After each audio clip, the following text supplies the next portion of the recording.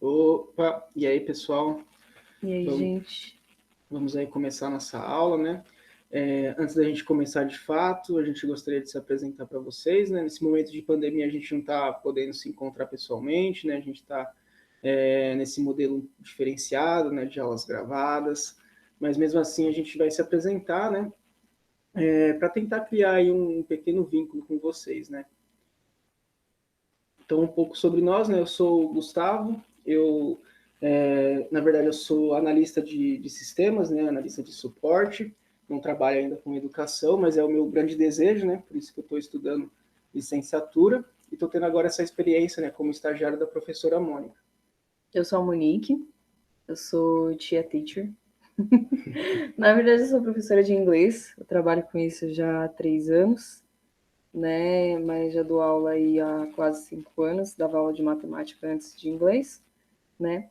E sempre quis trabalhar com isso, sempre quis ser professora e tô aí na luta só para encaixar a área certinho. A gente faz física na USP, a gente é do 5º período, né? E tem mais alguma coisa para falar? Bom, a gente está junto aqui, né? Vocês estão vendo que a gente está na mesma casa, mas esse é um pequeno detalhe, porque mais do que juntos, né? Estamos together, que nós somos casados. A gente se conheceu no próprio curso de licenciatura em física, no primeiro semestre. Bom, e aí as coisas foram se desenrolando, né? E aquilo que era só uma ficada, hoje a gente mora junto. Mas estamos aí, né? Mas, bom, vamos lá mesmo agora, né, para o que interessa, que é a nossa aula. Vou passar aqui. E para começar a nossa aula, né, a gente queria fazer algumas indagações, né? A gente colocou aí na tela para vocês as auroras boreais, os ventos solares, né? Ali a bússola do Jack Sparrow, na verdade, Capitão Jack Sparrow, né? E o que essas coisas têm a ver, né? Será que existe alguma conexão, né? Alguma ligação entre esses três tópicos que a gente colocou aí na tela? Bom, e a relação que existe entre esses três tópicos é que a Terra ela se comporta como um grande ímã. Então a relação está nesse fato, né, de que a gente pode enxergar a Terra como um grande ímã.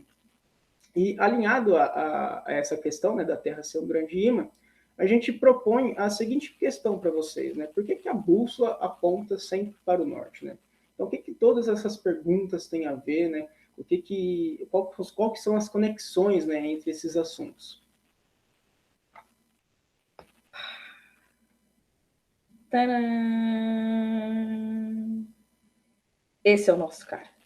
Esse é o cara que vai explicar pra gente o que a aurora boreal tem a ver com bússola, que tem a ver com vento solar, que tem a ver com a bússola apontar sempre para o norte, né? Através dele que a gente vai mostrar, né, o funcionamento dessas questões para vocês. A gente vai explicar de onde ele vem, como ele funciona, por que a Terra tem esse campo, né? Eu espero que vocês consigam aí entender, né, e que vocês gostem aí do que a gente tem para vocês. Bom, e para a gente começar, né, a gente tem que pensar naquele conceito, né, quando a gente tem um fio condutor, tem uma corrente que atravessa esse fio condutor, nós temos ali um campo magnético em volta desse fio condutor. Então, a gente parte, né, do pressuposto que temos um campo magnético na Terra, mas a gente quer descobrir nessa aula de onde vem esse campo magnético, como ele é formado, né? Porque quando a gente pensa no campo magnético, a gente pensa num ímã, né? Ah, a Terra como um grande ímã, mas então será que, sei lá, tem um ímã lá dentro da Terra? Tem uma montanha de magnetita nos polos, né? Como é que funciona? De onde está vindo, né, esse campo magnético? Para entender essa questão, a gente tem que entender basicamente, né, como a Terra é formada, né, o que compõe ali a estrutura do nosso planeta, né, da nossa casinha aqui. Bom, a Terra ela é como se fosse uma cebola, assim, ela tem camadas. Então a gente tem a primeira camada, essa camada mais externa que está aqui, que seria a crosta, né, e que é onde a gente fica, onde a gente mora, basicamente, né. E tem aquele ditado, né, que se cair do chão não passa, mas, bom, se passar, tem algumas coisinhas ali que a gente pode encontrar, né? Logo depois da crosta, a gente tem o manto, né? o manto ele é um sólido maleável, né? O que seria um sólido maleável? É uma espécie de sólido que, se você observar ele ao longo do tempo, de grandes escalas de tempo, né? Não é observar também 5 segundos, olha, é maleável. Não, grandes escalas de tempo, você vai ver que ele se movimenta, né? Acho que para entender isso de uma forma bacana, pensa, por exemplo, os músculos do seu rosto com a sua pele. Os músculos do seu rosto e a sua pele, eles não são líquidos, eles são sólidos. Mas, graças à maleabilidade desses sólidos, você consegue fazer esse movimento aqui, ó. E a mesma coisa que acontece com o nosso manto, né? Como que a gente percebe a maleabilidade do manto? Através da observação dos movimentos das placas tectônicas. Beleza, então aí a gente sabe agora, né, como que é o manto, que ele é esse sólido maleável. E se a gente for um pouco mais fundo, a gente vai encontrar o núcleo, né? Na verdade, são dois núcleos que a gente considera ali que existem no interior do nosso planeta. A gente tem o núcleo interno e o núcleo externo, que fica ali um pouco mais, que envolve, né, o núcleo interno, vamos dizer assim. Beleza, o núcleo interno, né, quais são as características do núcleo interno? O núcleo interno ele é muito quente mesmo, quente para chuchu. E ele ali está tudo muito apertadinho, porque é uma pressão enorme sobre esse núcleo interno, né? Ele carrega o peso de aguentar a Terra inteira. Exatamente, né? Toda a Terra ali, né? Toda aquela massa comprimindo esse núcleo interno. Então ele é muito quente, mas ao mesmo tempo também ali compacto, está muito apertadinho. Essa temperatura dele é tão grande que ela consegue ionizar as partículas que compõem esse núcleo interno, que seriam basicamente níquel e ferro. Então o ferro ionizado, ele está ali, né, no núcleo apertadinho, então a gente já tem ali uma das primeiras coisas que a gente precisa para ter o campo magnético. Como a gente viu lá, né, tem um fio condutor, atravessa uma corrente, ou seja, uma carga em movimento, e a gente gera um campo magnético. Então a gente precisa ter uma carga, ou seja, uma partícula carregada, e que ela esteja em movimento para ter o campo magnético. E aí a gente observando o núcleo interno, a gente, ali a gente já tem a carga, né? Só que o núcleo interno ali, ele está tão apertado que essa carga não consegue se movimentar. Então, a gente tem parte do que precisa para gerar o campo magnético, mas ainda não temos ali a partícula em movimento. O núcleo é sólido, né? O núcleo interno ele acaba ficando sólido, né? De tão quente, tão pressionado, tão apertado, ele é sólido. Exatamente. Só que, se a gente observar o núcleo externo, esse núcleo que está ali, né, em cima, que envolve o núcleo interno, ele não é sólido, ele é, na verdade, líquido. Ele é composto também por níquel e por ferro, só que tem algumas impurezas no núcleo externo. E são essas impurezas ali que contribuem para que ele seja líquido, dada a temperatura que ele está. Então, ali agora sendo líquido e tendo as nossas cargas carregadas, nós podemos ter, então, um campo magnético. Mas calma lá, não é bem assim. Primeiro a gente tem que entender algumas coisinhas, né? O que movimento é esse que essas cargas estão tendo ali no núcleo externo, né? Então, a gente pode enxergar o núcleo externo como um grande fluido, com essas partículas carregadas, e que elas estão em movimento, mas não é um movimento aleatório qualquer. Na verdade, esse movimento, a gente tem um nome para ele, são as correntes de convecção. Estão aqui, ó, no cantinho direito. Para entender as correntes de convecção, a gente pode imaginar esse recipiente cinza aqui como se fosse uma panela. E tem um fluido dentro dessa panela. Aqui a gente tem uma fonte de calor, né? Então aqui está esquentando esse fluido dentro dessa panela, dentro desse recipiente. E o que acontece? O fluido que está aqui na parte de baixo, ele está, né, aquecendo devido a esse contato aqui com a fonte de calor. E ele aquece mais rápido do que o fluido que está aqui na parte superior. Então a gente pode observar aqui uma pequena diferença de temperatura entre o fluido que está na parte de baixo e o fluido que está na parte de cima. Essa diferença de temperatura vai implicar numa diferença de densidade do mesmo fluido. Então, o fluido que estiver aqui na parte inferior, que está mais quente, ele será menos ou mais denso? O fluido da parte mais quente? Isso. Ele é menos denso. Exatamente, ele é menos denso. Ele é menos denso do que o fluido que está na parte de cima. Se ele é menos denso, então a tendência dele é ocupar o espaço do fluido que está na parte de cima, que é mais denso. Então, eles ficam trocando de lugar. Porque, ora, esse fluido que estava na parte de baixo, mais quente, ele sobe, ele vai ficar naquela região que é mais fria. E aí ele vai trocar o papel com o fluido que antes estava lá em cima e desceu, e assim eles vão gerando as correntes de convecção, né? Então essa diferença de temperatura implica numa diferença de densidade, que implica nesse movimento que a gente chama de correntes de convecção. E como é que isso ocorre lá no núcleo, né, do nosso planeta? O manto, ele funciona como essa parte mais fria. Então, no manto ali, a gente tem a parte mais fria, e o núcleo interno seria a parte mais quente. E o núcleo externo faz a vez do fluido. Então, agora a gente tem esse fluido que ora está em contato com o núcleo interno, ora ele está em contato com o manto, gerando as correntes de convecção. Sabe quem funciona assim? Quem? O ar-condicionado. Olha só. Por que será que a gente bota o ar-condicionado em cima e não embaixo? Podia pôr no chão, né? É mais fácil, né? Não precisava todo o trabalho, deslocamento, escada, né? Mó rolê, né? Deixar debaixo da cama. Debaixo da cama. Vai resfriar o monstro, né? Mas aí vai resfriar o monstro. Então é isso. O ar-condicionado, a gente coloca ele em cima justamente por causa dessa função, né, de resfriar a parte de baixo. O que acontece? Quando a gente coloca ele lá em cima, ele está liberando o ar resfriado, e como o Gustavo falou, o ar resfriado ele é mais pesado que o ar quente, né? Então, o que vai acontecer? O ar resfriado vai descer, porque ele é mais pesado, mais denso, e aí todo o ar quente que está matando a gente de calor aqui, ele vai subir, porque ele é menos denso, né? Então, ele vai ocupar lá em cima o espaço que o ar gelado deixou. E aí, isso vai, né, estabelecer um ciclo. Então, o ar gelado desce, o ar quente sobe. O ar gelado desce, o ar quente sobe. E aí, resfria o ambiente do jeito que a gente precisa, né? E o ar-condicionado faz a função dele bonitinho. Beleza. Então, agora a gente já tem, a gente já tem as cargas, né? Que é o ferro ali, devido ao calor, né? Ele está ionizado. Então, a gente já tem as cargas e a gente, olha só, elas estão em movimento.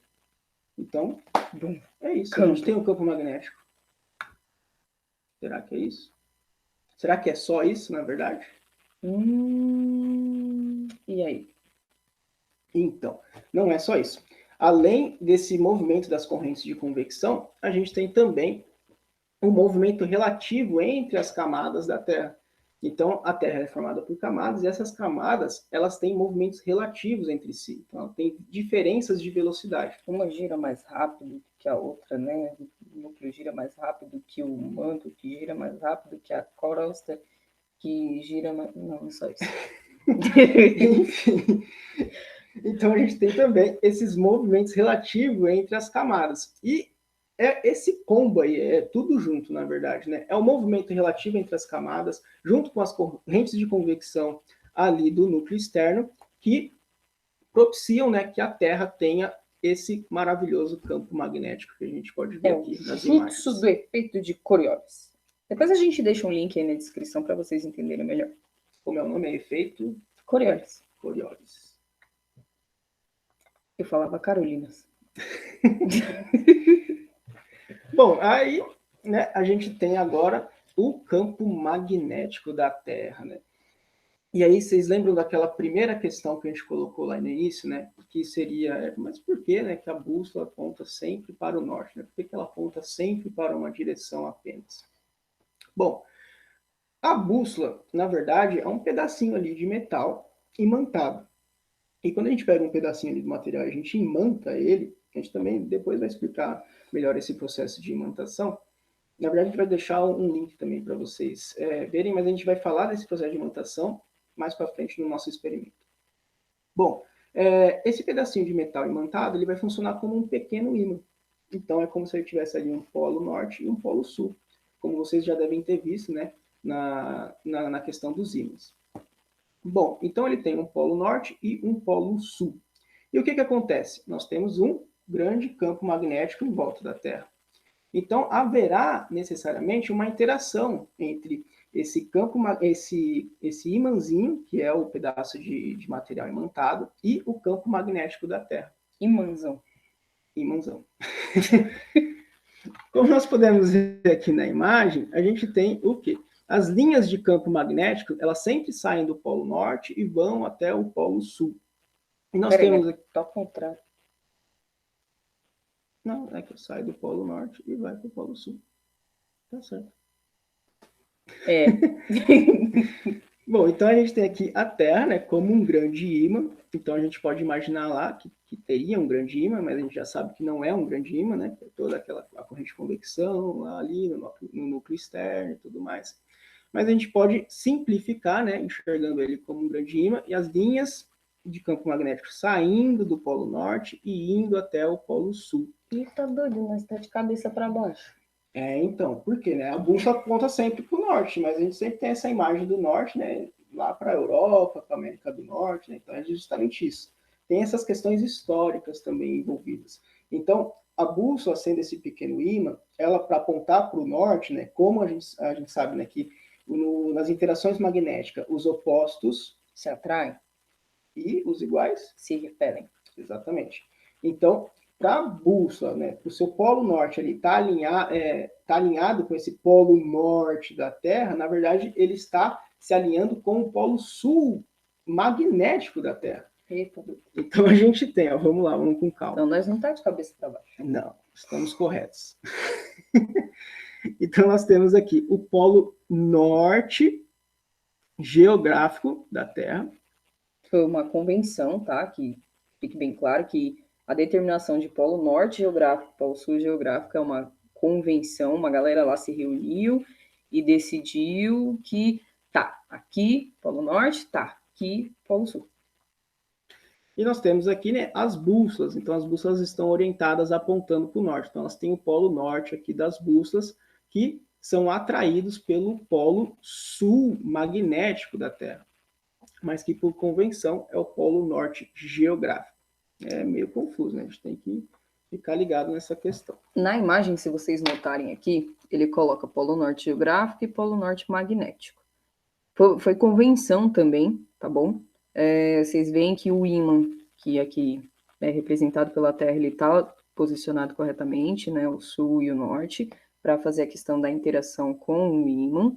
Mas, como isso ia ficar uma confusão, né? Imagina você falar, então, estou indo na direção do Polo Norte, mas lá, na verdade, é o Polo Sul.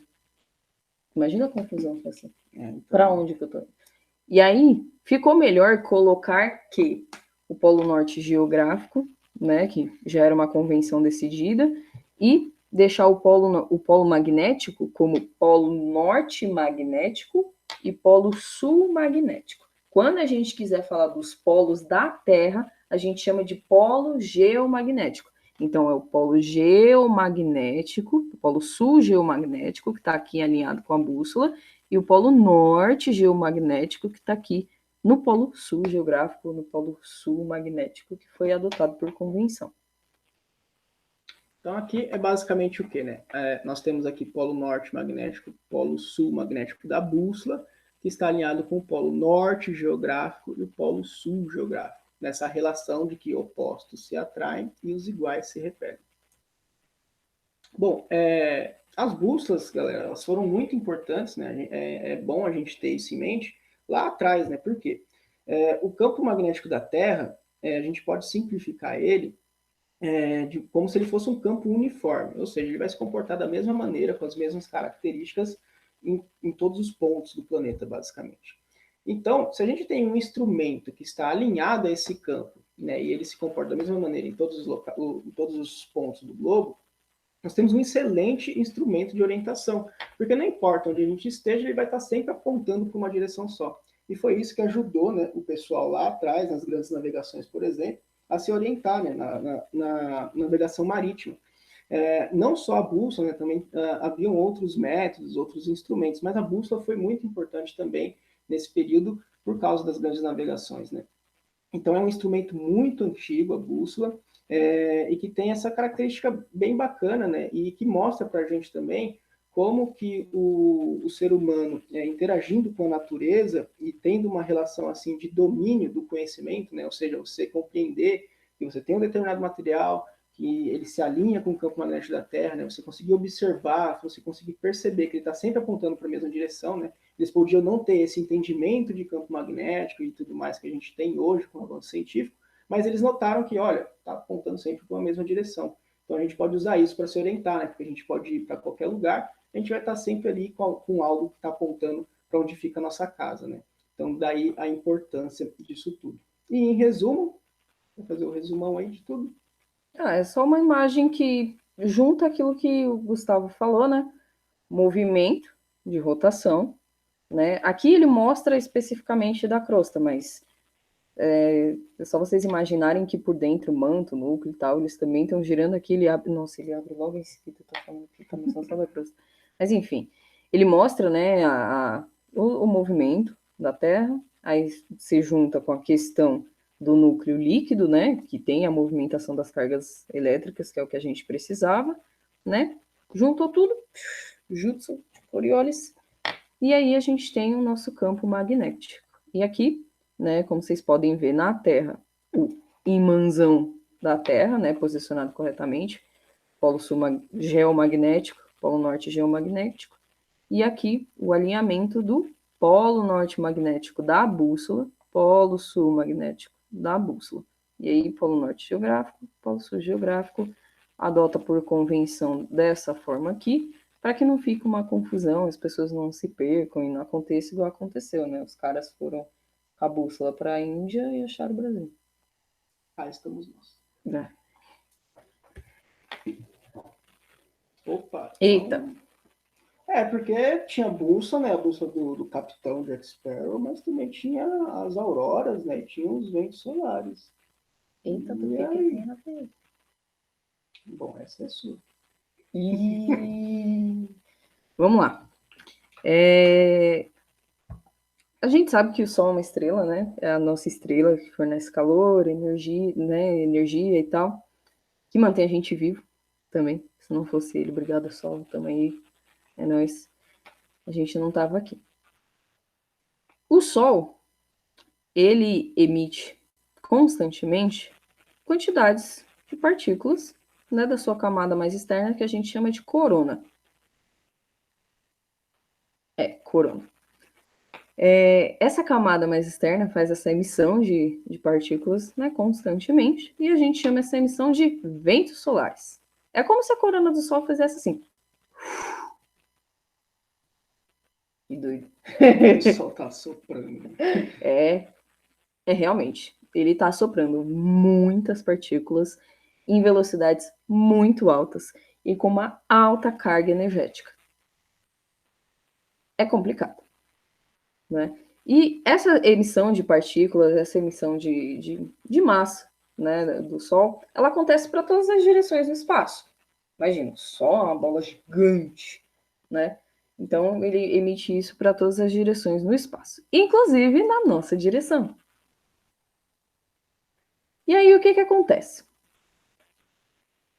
Com essa emissão vindo na nossa direção, altamente carregada, alta velocidade, a gente pensa, lascou? Vai torrar nós? Não vai. Por que não vai? Olha aqui o campo magnético atuando. Nosso escudo protetor. Olha só o que ele faz. Ele pega as partículas que o Sol está mandando para nós de graça, né? Ali, sem a gente pedir, obrigado, Sol, e desvia elas, né? Reduz a velocidade delas, né? Reduz a energia, né? Fazem elas se comportar de uma forma mais tranquila, porque elas vêm num... Se não tivesse amanhã, né? Exatamente, porque se elas atingirem, nós não vai ter mesmo. Mas, certo? E aí, o campo magnético terrestre ele funciona como um escudo protetor, né? Para que essas partículas não nos atinjam diretamente, né? Uma coisa que é bom a gente olhar aqui nessa imagem é nas regiões onde o campo eletromagnético, o campo magnético, ele é menos espesso, né? Ele é mais fraquinho, ele quase não tem, tá vendo que tem umas regiões espiraladas aqui, né? Que é justamente por causa do movimento que as linhas de indução fazem, né? Elas saem assim do Polo Norte e entram no Polo Sul, e aí ficam essas áreas aqui, ó, com quase nada de campo, né? E aí vocês podem ver que entram algumas partículas aqui dentro. Eita, doido, mas aí elas entram aqui dentro e queima nós, taca fogo, tudo. Nós queimamos, torrou tudo. Não dá. Será? Nem. Aqui as auroras. Olha aqui, olha lá, olha só. É assim que a gente tem o fenômeno das auroras boreais, né? Esse contato das partículas dos ventos solares com a nossa atmosfera fazem com que essas partículas aconteçam o quê? Ionizem. E aí, dependendo de que partícula o vento solar. Não, vento solar não. Dependendo de que átomos as partículas solares encontram aqui na Terra, elas mudam de cor. Então, por exemplo, se encontra oxigênio, elas ficam verdes. Se encontra nitrogênio, elas ficam vermelhas. Não sei. Acho que eu esqueci. Mas é essa a ideia, né? Muda o átomo, muda a cor. E isso acontece aqui nos polos, pela questão que eu acabei de explicar. É isso. Olha só que bonito. Imagina ver uns negócios desse aqui. O difícil é a gente conseguir ver, né? Exatamente porque isso acontece nos polos, né? Que é onde a gente tem essas regiões mais fracas do campo. Mas a gente também tem outras regiões mais fracas do campo, porque ele não é uniforme assim totalmente, né? Ele, na verdade, ele não é bonitinho como esses modelos que a gente coloca. Mas para entendimento, né, a gente pode enxergar ele dessa maneira. Mas infelizmente é bem difícil a gente conseguir ver uma dessa na vida real. E talvez se a gente estiver vendo não é um bom sinal, né? E aí... Vai, vamos lá. Vamos passar. Bom, e agora a gente queria passar para vocês, né, um pequeno experimento. Deixa eu dar um pause aqui. Opa. Um pequeno experimento, né, para a gente aí complementar a aula. Então a gente vai passar aqui esse vídeo, que seria o processo de construção de uma bússola, né, esse instrumento aí que a gente falou ao longo da aula. Bom, pessoal, agora a gente vai propor aqui para vocês um experimento simples para ser realizado em casa, que seria a construção de uma bússola. Bom, para construir essa bússola a gente precisa de uma agulha de costura, uma agulha comum, e uma tampinha de garrafa. No caso dessa tampinha de garrafa, a gente pode substituir ela por um pedaço de isopor, ou então por um pedaço de rolha, né, de cortiça. Bom, primeiro eu vou passar aqui essa agulha pela tampinha. Deixa eu só acertar aqui nos furos. Eu fiz esses furos previamente para ficar mais fácil. Inclusive, se for um pedaço de isopor, vai ser mais fácil essa parte aqui de furar. Tomar cuidado aqui com os dedos, né? Então, com muito cuidado aqui. Vou acertar aqui no outro furo. Isso. Vou utilizar a mesa aqui para dar um empurrãozinho. Bom, e a gente tem aqui agora essa agulha, né, passada na tampinha de garrafa. Se a gente deixar ela aqui flutuar livremente nesse recipiente com água, a gente pode perceber que ela não tem uma orientação definida, né? Ela não tem, vamos dizer assim, uma preferência. Então a gente pode deixar ela aqui, que ela vai flutuar, né, livremente, sem apontar para uma determinada direção, né? Então, depois de um tempo ela vai repousar aqui. A gente pode mexer ela, a gente não percebe aqui que ela tem nenhum tipo de orientação, né, de preferência pela orientação. Para que essa agulha aqui, junto com a tampinha, se comporte como uma bússola, nós precisamos imantar essa agulha, para que ela funcione como um pequeno ímã, como a gente viu em aula. Então agora a gente vai imantar a agulha. Bom, para imantar a agulha, a gente vai precisar de um ímã. Esse aqui, no caso, é um daqueles ímãs de HD, mas pode ser aquele ímã no formato de rosquinha, não tem problema nenhum, então mesmo uma barra.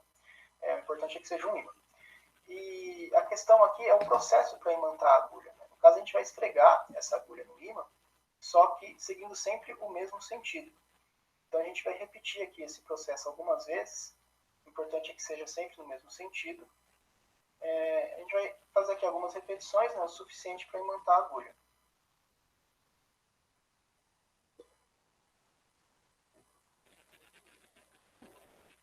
Bom, depois de algumas repetições, acho que é o suficiente, a gente vai colocar a agulha aqui de novo, né, na tampinha. Deixa eu só encontrar aqui os furos. Beleza? Com cuidado aqui, vou passar o furo. Beleza? E agora a gente vai colocar aqui ela novamente, né, nesse recipiente com água, e a gente vai poder agora observar aqui o comportamento dela. Agora a gente vê aqui, né, que com muito mais ímpeto, ela tende a sempre apontar para a mesma direção, né? Então ela vai aqui se alinhando. Esse alinhamento, como a gente viu em aula, né, é com o campo magnético da Terra. E a gente pode aqui tentar, né, mover ela para uma outra direção. A gente vai perceber que ela sempre vai tender a voltar para esse alinhamento aqui já definido. Então, não importa para onde a gente gira aqui a agulha, ela vai sempre voltar e apontar para essa mesma direção. E para comparar, né, a gente vai pegar aqui agora uma bússola de verdade, não que essa não seja de verdade, né, mas uma bússola mesmo que foi construída para esse propósito, e a gente vai comparar, né, as direções em que elas estão alinhadas, né. Então a gente pode ver aqui que a bússola já está repousando aqui, né, apontando para o norte, e a nossa bússola aqui que a gente acabou de construir também, né, segue o mesmo alinhamento. E a gente pode aqui mover ela, né, e ela vai voltar a esse alinhamento. Então tá aí, né, o nosso pequeno experimento, a construção dessa bússola. A gente espera que vocês reproduzam aí na casa de vocês e observem, né, como é que a agulha se comporta e relacione isso, né, com o que a gente viu em aula, né, do funcionamento da bússola e do campo magnético terrestre. Oferecimento Gustavo Gravações. Nossa. Muito bom, muito bom. Não, mas tá aí, galera. É uma proposta de experimento, né? A física, ela é uma ciência experimental, né? É um jargão da física esse. E é basicamente isso, né? A gente observar a natureza, mas aí a gente correr atrás, né, de estudar esses fenômenos e propor experimentos, né, para comprovar as teorias e tudo mais. Então, é um pouquinho ali, né, de como que se faz ciência hoje em dia não, né, como sempre, né, como se faz ciência a partir dos experimentos mesmo, né, a gente tem que ter esse apelo à experimentação. Então, uma proposta aí para vocês, né, bem simples, mas que vale a pena aí ser feita. Bom, e acho que agora chegou o momento... Nem só de aula assistida vive estudante brasileiro. É uma aula difícil que não teve uma conta, olha só, né? Já não teve nenhum número, tá todo mundo pensando, nossa, estamos aqui de boa, né? E aí a gente tem essa questão aí de reflexão para vocês. A gente quer que vocês pensem no que aconteceria se a Terra não tivesse um campo magnético. Tá, todo mundo tem campo magnético? Será? E aí? Tem planetas que não têm campo magnético? Tem planetas que têm campo magnético também? E aí? Pensando nisso, vocês podem fazer uma pesquisa relacionada, né, a outros lugares que tenham campo magnético, como é que funciona, ou se não tem, o que acontece. Né? Observem, né, se vocês encontrarem planetas no sistema solar. Vamos se reservar o sistema solar, porque o universo é muito grande. Planetas no sistema solar que não têm campo magnético, como que eles são, né? O que acontece, né? E aí pensem no que aconteceria com a Terra se ela não tivesse um campo magnético. Né? Existiria vida? Não existiria vida? O Sol ia queimar a gente? O Sol não ia queimar a gente? O que ia acontecer? E aí, para responder essa pergunta, a gente vai disponibilizar um link no Forms para vocês. E, além de responder essa pergunta, a gente quer também que vocês digam o que vocês acharam, se vocês entenderam a aula, se vocês gostaram, né? O que vocês acharam da aula como um todo, tá bom? E mais alguma coisa? Acho que é isso, né? Se cuidem, a gente espera que estejam todos bem, né? E isso é tudo, pessoal. Mas é isso, galera. Se cuidem aí. A gente espera de verdade agora que tenham... vai ficar em loop infinito. vai ficar em loop. Que vocês tenham gostado. Pelo menos para mim, assim, é a primeira experiência, né? Dando uma aula. A Monique, ela já tem uma certa experiência, né? Por dar aula. Para mim é a experiência de número... Tá. É isso, né? E é isso. Não esqueçam de responder lá o Forms, é importante, né? como eu disse, nem só de aula assistida vive estudante brasileiro, a gente tem que fazer atividade, tanto para estimular a reflexão de vocês sobre o tema, quanto para a gente saber também se a gente está no caminho certo. Né? Se tiver, a gente já larga para outra coisa. Exatamente, tem mais um monte de curso aí para a gente fazer. Tá bom? Mas outra coisa também, acho que é importante, a gente agradecer, né, o espaço para a professora Mônica, né, muito obrigado por estar recebendo a gente, né, como estagiário. Infelizmente não está sendo aquela experiência assim que a gente tenha um contato mais próximo, né, a gente infelizmente está nesse cenário de pandemia, mas a gente espera, né, que em breve a gente possa assim ter a oportunidade, né, de conhecer. E é isso, muito obrigado, né, a todos, a professora Mônica e a vocês, né. Pela atenção, né? É isso, deixem o like, se inscrevam, compartilhem com os amigos e é nóis. Tchau, galera. Agora a gente tem que ver aqui como é que para a gravação. Que é o terror aqui. Acho que é aqui.